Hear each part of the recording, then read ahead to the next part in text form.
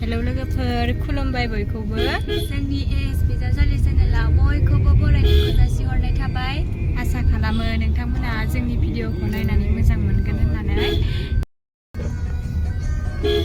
मन्दिराव थांगासिनो लोगोफोर दिनै मागोनि 1 तारिख ना बेखायनो सिमलानि मन्दिराव लोगोसे बाजारबो जाबोगोन।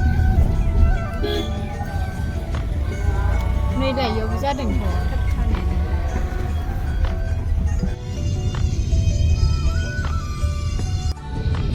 बेसर बारिया मा एसे मोजां नै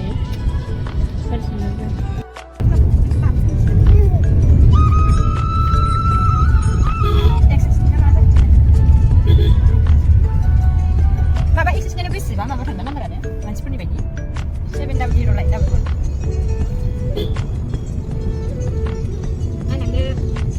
मोनसिगोनानो बारा गोजान नङा आयौ मोनबाय नै लोगोफोर मन्दिरखौ बेसेबा मानसि जाखादो खोनाहाय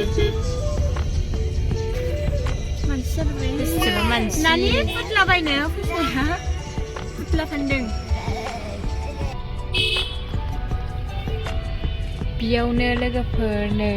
मार मानसि जादों सिङावबो दङ मानसिफोरा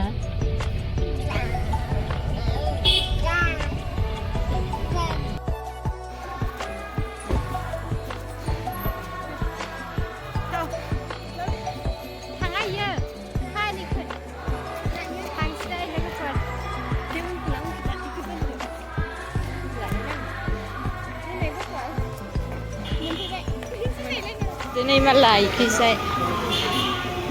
नैखौ लाङा मोनसे नैखौ बाबाया इदिखौ लांखानि नै बेखौ लांनोसै बेखौ जोङो मोनसे हर आंनो मोनसे थिखाना हो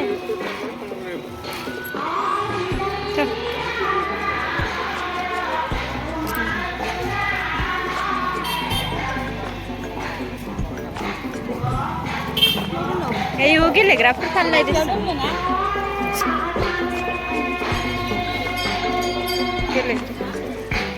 जेबा मानसि जादों नै लोगोफोर मन्दिराव जों थाब फैजायासैना मानसिफ्रा बुंखाजोब्बाय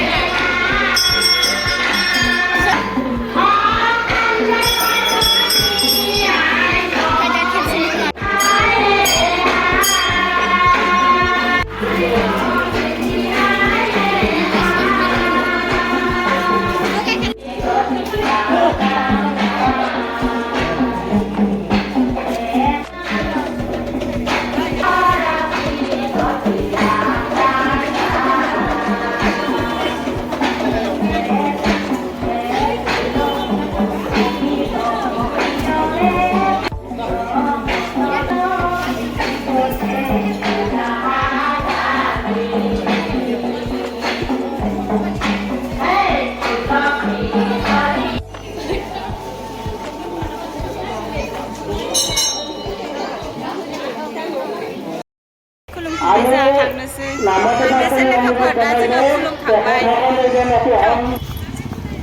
ओइ खैजाय नाम हमदो मालाय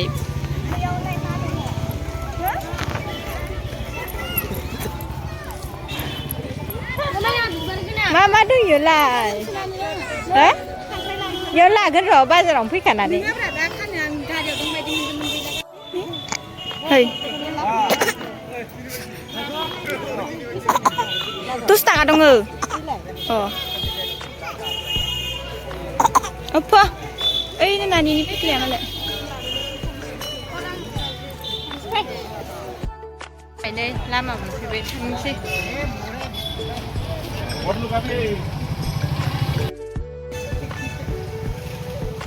बेसेबा मानसि ना थाब जायासै बाजार जाहैनोसै दाना बाजार बाथौ आर'ज जादों बाथौ आर'ज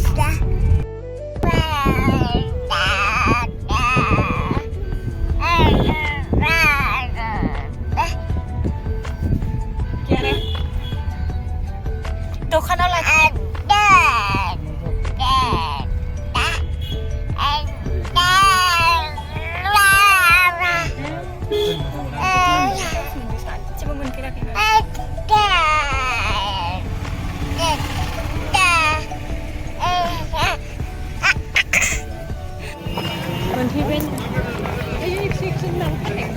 बायनाय बिराद बाजाराव मानसिफोर जादों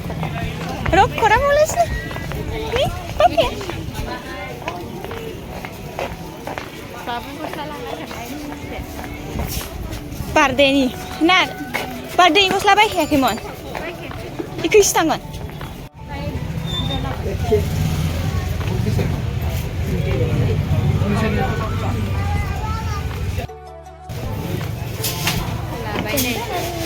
बार्डेनि थाखाय फुजा होनांगोन ना बेखायनो लाबाय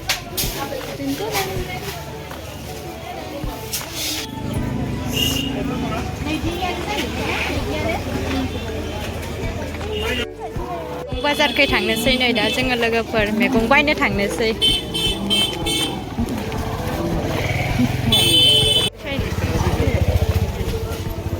मैगंखौनो बासिनानैनो मोनला एकदमबारे माबेखौ लागोन माबेखौ मागोन जाजोब्बाय माबेयाव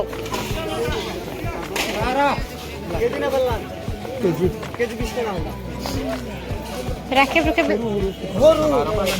आनैमोननिखै बिदिहाय टाउनाव बारा बिदिनो लामा जिं जिं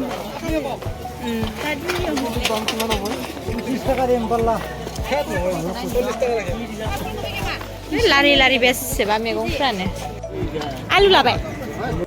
जों दिनै मन्दिराव फैदोंमोन ओमफ्राय मन्दिराव फैनाय बाजिनो बाजारावबो हाबबोबाय लोगोसेयैनो बाबुनिबो बार्थडे दंमोन ना बेखायनो माने माबा माबि माखासे बेसादफोर लाना दंमोन बेखायनो लाजोब्बाय आरो गासिबखौबो थांनोसै जाबाय दा लाबाय गासिबखौबो रायजालायबाय जोङो गोबाव जानानै बाजाराव नानि सोंदों नायनाय गन्थंखौ बिमाया गन्थङा माबानाय जोबाखै नै मन्दिराव बेसेबा मानसियानो मानसि